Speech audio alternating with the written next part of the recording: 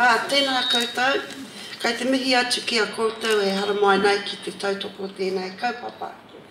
Ki a koutou e kore mōhio ko Waiahau i te taha o tōku whaia a Maori Chapman. Ko putawaki te maunga e marumanu ana i a Ngāti Awa. Ko Ohine Mataroa, ko Ngāti Awa, ko Ohine Mataroa, ko Rangitaiki nā awa. Ko Ngāti Awa ki Uta, ko Ngāti Awa ki Tai, ngā whakapapa. I te taha o tōku pāpa a Thomas Rauotehuia Chapman. Too close. No, move your microphone over there. That way? Okay. No tū whare tō, te whakatōhia. That way? I'll think, you too. That way? And you too. That way? There you go. Okay.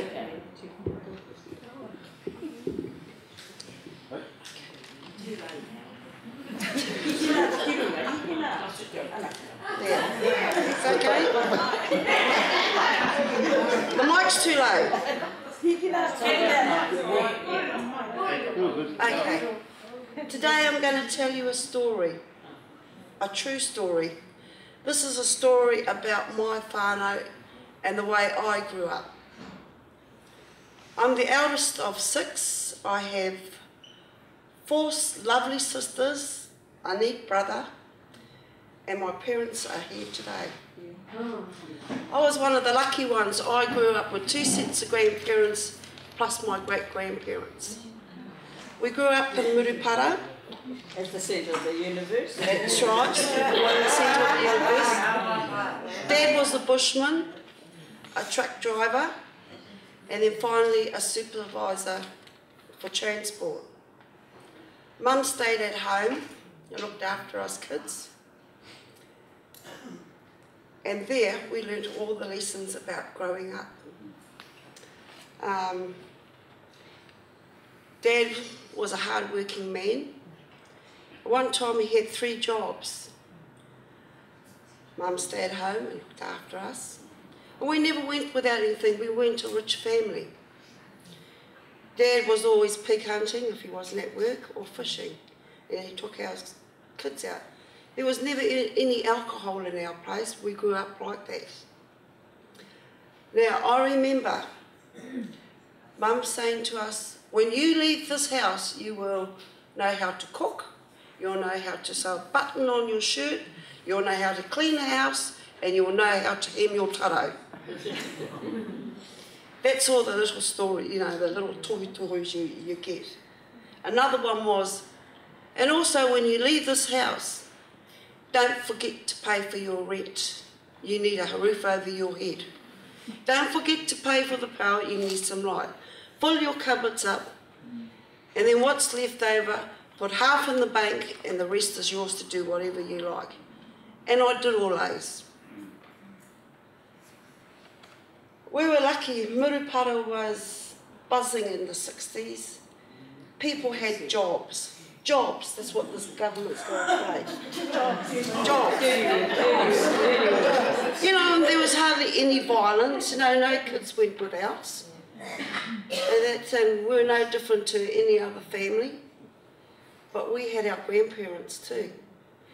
Grandparents. I don't know anyone who had 2 sets of grandparents plus 2 grandparents. And we loved our grandparents because they never growled. They always had lollies, and they always say, hara mai, ho mai, he mai te kihi, awhi awhi. They always spoke nicely.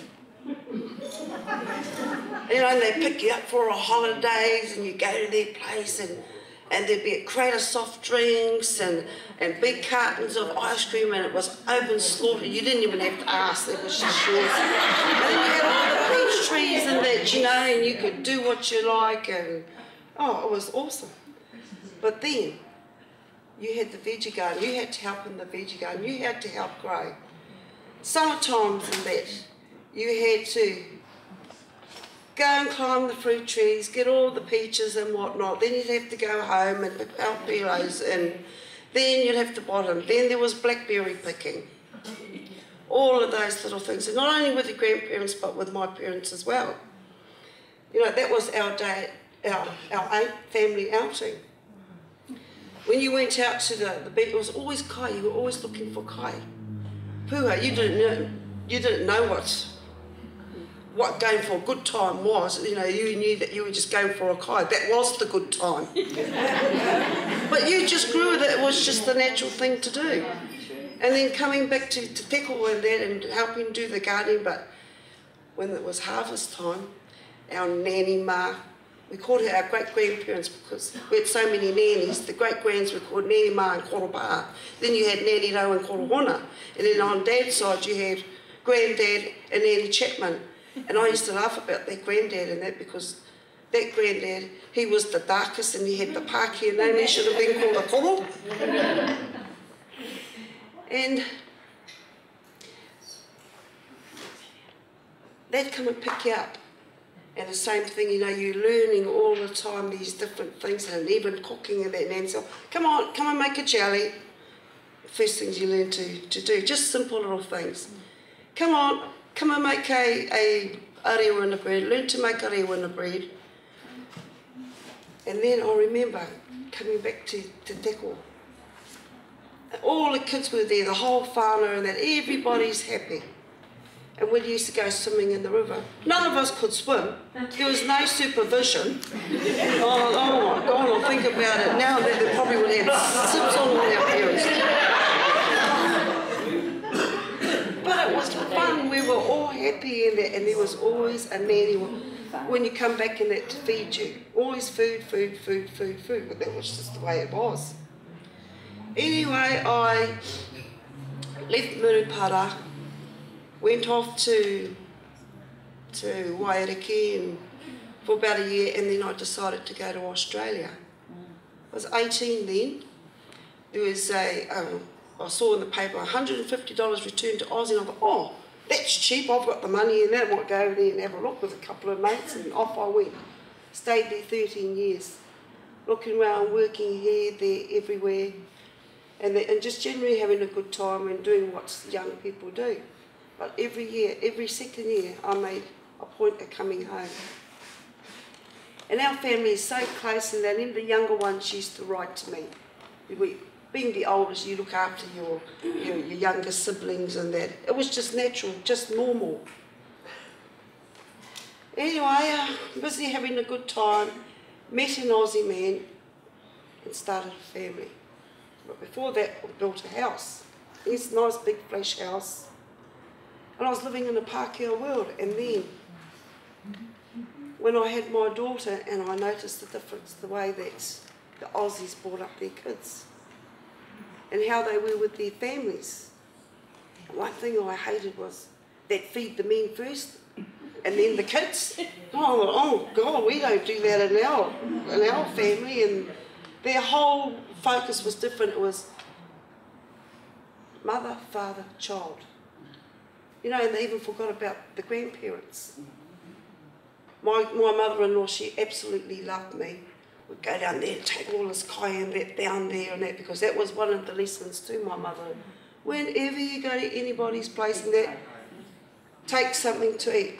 Isn't that true, Emma? My parents are here today, so it's all true. They'll validate all this. And then, don't take your head. Always take something with you, even if it's a loaf of bread. So my mother-in-law absolutely loved me. I'd take a freezer down. Because we're living out in the Wops.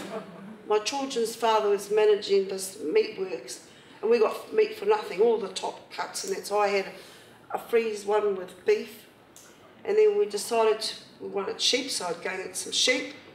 And all these skills that I had learned when I was a kid, you know, I used them. We were out in the Wops, knew how to grow a garden, knew what types of cuts of meat and that to keep. Well, been in them and learning too in the meat works. And then I had a freezer full of seafood. And people used to come through and I'd trade, well, when the seafood man used to come through, I'd give him a rump steak. I just had it coming out of my ears, and when I came back to New Zealand, I was so sick of beef and that I wouldn't look at it for 2 years, wouldn't eat meat. And then he left this job, or we moved inland. We're living about 4 hours out of Townsville, out in the Wops. Nobody around, no family, just us and the meatworks. And in the off season it was really lonely. So the children's father was transferred to Townsville, off we went, living a merry life with our kids and that, but I just had this feeling and that I just couldn't stand it, not having my family around. No one to go, no nanny or koro to visit, nobody to take your kids for a holiday, too far away. Life was different. The people, their thinking was different, Pākehā thinking was different. You know, even with their children and that, take them off to playgroup, just dump your kid there and off, no input whatsoever. Oh God, I grew up when mum was in your face all the time, right from when we left home. And she's all in your face, even though we left home. And I just had this feeling, and my relationship with the kid's father was breaking down, so I thought, right. I had my second child, he was sickly, he was in hospital for about a month before I got him out. He was home 1 week. In 91, 2 days before Christmas, I rang up Dad. I says, I want to come home. So he says, well, give me an hour. I said, okay. And he rang back in an hour, and he says, right, I've got your ticket booked and that, and you better not be mucking me around. I thought, oh God, I really am going home.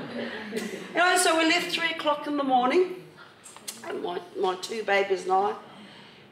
3 o'clock in the morning, flew to Brisbane, got into Auckland at 12. I remember this. I remember it so clear because I was so tired. I had these 2 little babies to look after, and I just wanted to get home. Had a sister, my baby sister, picked us up, and we got back into Whakatane Christmas morning at 11 o'clock. Well, I was in the Christmas. Mum was there, the whole family was there. Mum had tin milk. She said, "No, mana titi, give me that baby." Pram was there, nappies was there, baby clothes in there. Because I just picked up everything, what I had around me, and just came. My poor baby was wrapped up in the beach towel. Anyway, and Mum says, oh well, Mum and Dad said, well, you can stay here. They had a home here for when they were ready to retire, but my brother was living there. So we stayed there, my children and I. And over the paddock was my grandmother. She came over and she says to me, you come over here and you stay with Papa Keith and I and look after us. Bring your kids over. And I says, all right, Nan. The best thing I ever did.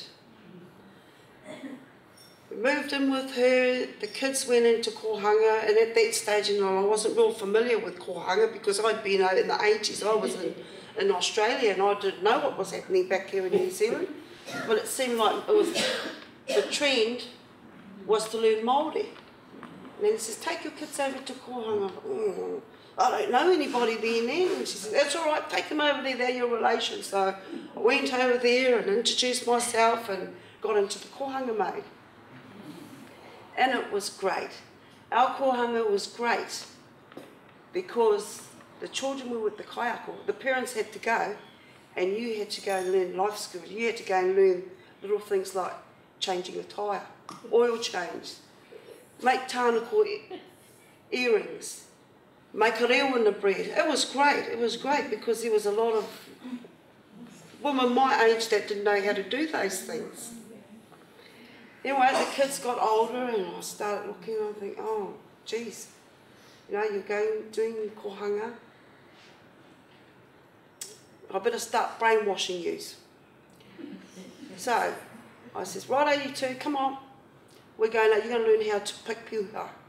Because one day there might be no food around and you need to know what a puha looks like. So we're out in the paddock and that, and I'm showing these kids what a puha looks like. You know, and they were great. They absolutely loved it.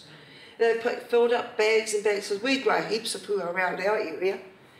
And then we took it home and Nanny was there sorting through the puha, and I thought, right, this is great. Next trip, we're going to Galatea. You need to know what a watercress looks like, and I knew over there, lovely watercress, well, we grew up around there. So my daughter bit mangere and that to get in the water, and that's her brother just pushed her in and she had to learn real fast how to pick uha and then to get out the water. It was great. And then school holidays. Our place, because I chose to stay at home and look after my kids until I thought they were old enough to take care of themselves at school. I didn't want to be one of these working mothers whose kids went on school trips and they didn't have their mother there. To me, it was too young. Oh, my mother was always there with us. So I just took that off my mother. No, I'm staying home. I'm not going to work in that. So they're right. School trips, it was great. Going there and, okay, other parents didn't go and that, and you had their kids too to tend with. It was lovely. Going there and seeing what your kids get up to and just being part of their school life. And because Nanny used to be there too, and she says, oh, I'll come with you. I says, yeah, okay, Nanny. Well, she was fit then and good and she enjoyed it. Then there was the rest of the family. We used to inherit all their kids because the parents were working. It was great. The kids got to know who they were, got to know how to play with them. It was my job, I just kept an eye on them, but Nanny was there watching too, and she loved it. She says, oh, I just love it, listening to them just laughing and playing. You get the odd one and they would start crying and that, and you go out and see what it is, and it'll be somebody called somebody an egg and they didn't like it, and it'll be a big drama, and well, you got that all sorted out. And then with Nanny, she'd say, come on, I need to go to a land meeting. Says, all right, in the car with the kids, we'll go to this meeting, that land meeting, and that land meeting. Next minute, they're running a course at Waiariki. She said, you need to go to one of those courses. I said, what for? She said, a land administration course. I says, but I'm just your driver. She says, no, you can go along too. I said, I haven't got any money. She said, it doesn't matter because I've already paid for you to go. So I had no choice. Went along, did this. And before I knew it, she was saying to me, oh, we've got this meeting here. What do you think about this? And unbeknown to me, I was answering and says, well, maybe you should think about this. And then she says, oh, no, we'll do it this way. And then there was the marae. She's going to the marae. She says, come on, let's go to the marae. Oh, little did I know you're getting groomed in that to be a part of the marae committee. They're going to do all the land trades. Yeah, and training. But it was great, and I thank her for it, because all those years, and then unbeknown to me, thinking I was just the driver, she was teaching me, because she was talking all the time, oh, you do this, and you do that, you know, and you take this stuff in and then before you know it, you're a trustee on some and you've already got the history and the story and that on it, and I'm like, oh, God. And then before you know it, you're on the committee for the marae, not for one marae, two marae, and I said, oh, it's too much work. But your kids get involved with you too, you know, because they're there all the time. And then you go, I'm bouncing back now back to the kids and that, their lives and their sports, and I used to say to Nanny, hang on, we've got kids sports and that first, and I said, we've got tennis lessons, we've got dancing lessons, we've got jiu-jitsu. We've got swimming. I was, oh, I'm tired. She said, you're all right. And she said, you're young.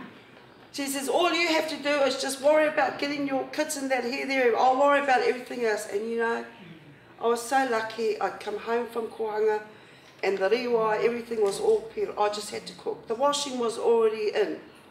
All lovely and folded. I said, oh, thank you, Nanny. All those little jobs and that meant a lot. It was so, she was say, I was a solo mother. 2 kids. One was real lively, high maintenance, you know, and she'd say to Nanny would say, leave him, he's a normal kid. Because I used to think, oh, maybe he needs to go and see a child psychologist, because everybody looks sideways at you, and she said, there's nothing wrong with him, he's a normal boy. So today we call him a high-spirited child. And he's still like that.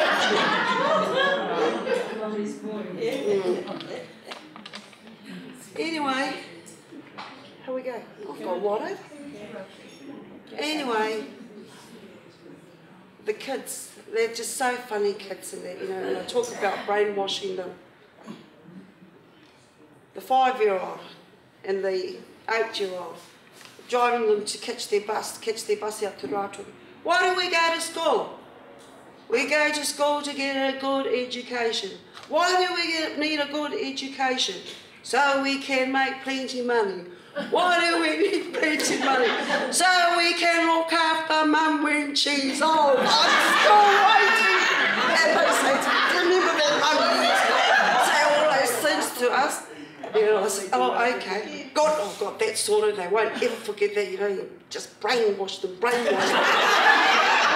Anyway, we're coming back from school one day, and the 5-year-old says to me, hey, Mum, baby's come out of your tone and I'm coming around the roundabout at the Whakatane bridge, and I'm going, yes. And I thought, oh, God, he's only 5 years old and I'm going to have to tell him. And the 8-year-old says, well, what's your pizza for, Mum? And the 5-year-old one says, see, I told you, and that was it. I was waiting and then I was, oh, God, that's funny. And there's one thing I've got to thank Rauotehuia School for. Yeah. Basics. Te taha Māori, te reo Māori. One day it was windy and my son came running, Mum, kei te hara mai a tāwhiri mātia. I'm going, the washing is flying and this is, kei kore tāwhiri mātia, nā kākau. And I go, oh, I thought it was really neat, you know. Pakaro Māori, eh? Then we're driving down the main road and he goes, past the Uripani, he goes, Mum, when we die, our wairua goes to Hene Nui Te Pōai. And I thought, oh, yes, darling. And then he says, where does the Pākehā wairua go to? Oh, jeez. But you know, it was that taha Māori, and that's what I want, because I used to say to them, we've got to increase the Māori nation. This is this brainwashing you do to them. And you know, I used to tell them the stories about mātātua waka. Tell them all, because I had enrolled in Awanui Ara, and I thought, God knows me sending him off the koanga and I don't know anything, so I've got to go and get educated too. And it was great, and I'd used all these little stories I'd heard, and kids are so, you know, gullible, real suckers, eh? You can tell them anything, but you've got to make sure it's true of that. I remember my daughter saying to me, Mum, is Tracy Chapman the singer? Is she our relation? Yes. And it must have been, a while after that she saw a picture of Tracy Chapman. And then, you know, kids, they heal you too. When I was 10, my grandfather died. He was the first out of the grands to die. And my grandmother, great-grandmother said, hey, kiss your koro before they close. You're not going to see him again. I touch him. Started crying, and that put me off. I couldn't stand being near a tūpapa. It stayed with me until I was 30, in my 30s. And when I came back from Australia, we went to Tangi at Kokohina, and I wanted to go in the wharebati. I was dodging and I'd walk around and I said, oh no, I'm not going there. And then kohanga.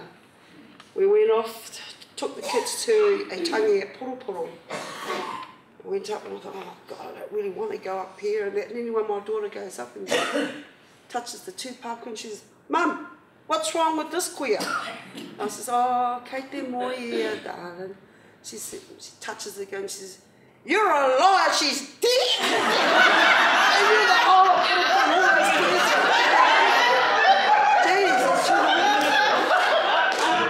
oh God. But it was good, and then those kids, they learnt. They'd sit there, you know, with a tūpapa and I'm great. And then when the other when Dad's father passed away, you know, and I looked at my kids, and here they are at the tūpapa talking to their granddad, and I thought, oh, that's great, because I never ever want them to be in their 30s and be like how I was, need to go to a tūpapa. It was great. Anyway, having my kids, I brought them up the only way I knew how. And that was the way that my parents brought me up. Good moral values. You know, moral values are more important than material items. Like God, and today, and then with iPads, or iPhones, and digital phones, and that.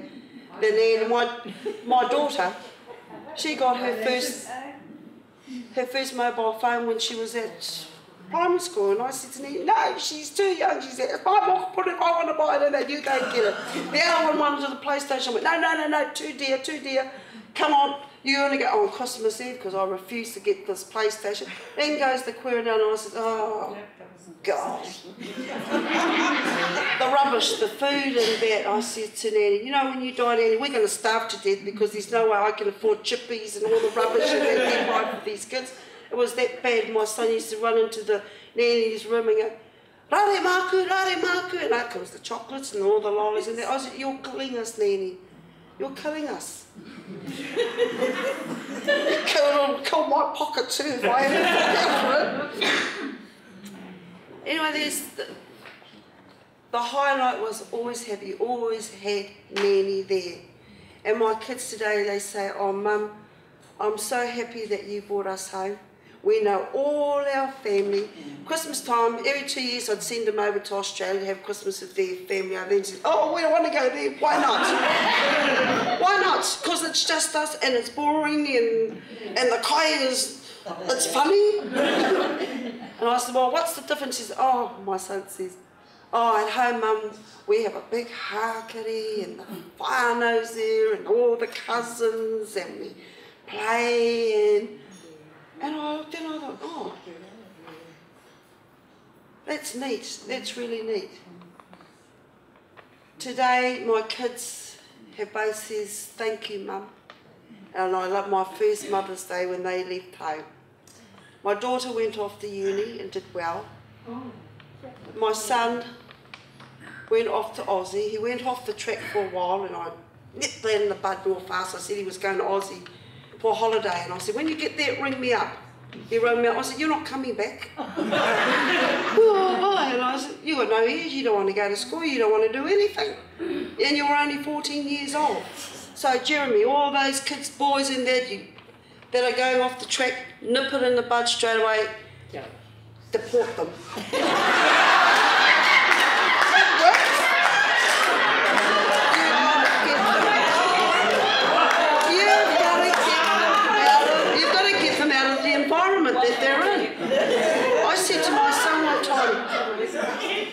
I said to him when he's going through the stage, I said, have you smoked pot? He says, yes, Mum. And I said, when? How old were you? And he said, I was 12. And I says, and where was I? He said, you were at home. I said, where did you get it from? Oh, I took Uncle such and such and I had to drive him home and he was having a joint, so I asked him for a puff and he gave it to me. Oh. Anyway, remember, the sister's at university. Another one is Deeds. And she texts me and she says, Mum, boys at the Red Rock, a pub in town. And I'm sitting there watching Coronation Street. I thought he was in bed. I was like, bloody good. Grabbed this photo and drove into town and I said to them at the bar, you seen this bloke? I said, yeah, he was just in here. And I said, well, he's only 14 years old. If he's back in here again, I says, kick him out or call the cops. Oh, don't muck around in there, you know, you've got to scare them somehow. And that. But he went off, he wasn't happy about not coming back to having to stay in Australia. But I think it made a better person of him. His father got a professional tutor in for him. He was homeschooled. And he had no choice because his father was there, you know. And my son's biggest role model over here has been my father. So it's been a solo mother. And I thank you for that, Dad. I don't know how many times in that. And today, to my son, his koko is his hero. And he showed it at Christmas time, you know, the biggest present he could find, the most expensive present, and that we're all standing there, and then he gives it to his koko. He says, oh, I'm a hero. But Dad's been there too, you know, teach him how to eel, teach him how to chop wood, do basic little skills and that, gardening and that. And my daughter, when she went off to uni, she says, oh, Mum, I've got a garden going. She's a 2D, I can't afford it. I was so proud of her. Where did she learn that from? From her grandparents, her grandfather. So these are all the little things, you know. This is how my family has been. And we carry it on from our grandparents. Yeah, great role models. Grandparents, parents, me. Today, I am a 6-week-old nanny. I've joined the nanny club. And it's awesome. And I look at my mokopuna and I says, yes, you're going to be brainwashed. You are going to increase the Māori nation. You're going to be a good role model. Well, that's what we want, isn't it? You want healthy, well-educated, respectful children. You know, and one thing is, and little huiro, you make sure she goes to a good koanga and she says, oh no, Mum, don't need to do that. I said, why? I'm her teacher. I said, well, make sure. Make sure, because I'm going to be watching. Nō reira, that's my story about Whākapakari. You know, and there's one thing, I hope that the komihana a whānau. There's one thing I've noticed, you know, with our families today. Last year I did a 6-month suicide intervention course. Because I had a little project going, I thought, oh, I better learn a bit more about the suicide thing and that before I start going out and doing some research. And one thing I would like the government to have a look at is when these young mothers enrolled to go on the benefit, I really like them to be able to do a parenting course. And they have a choice whether some Māori comes in there and tells them, teaches them. They're only babies today, and that, you know, life's so different. And some of them haven't got grandparents. Some of them have been brought up with their mother or their father and that. Even the parents don't even know. But I think it should be made compulsory that if you're going to go on the benefit, you must do a parenting course. That's my recommendation in that one, okay? Right. Nō reira, tēnā koutou katoa.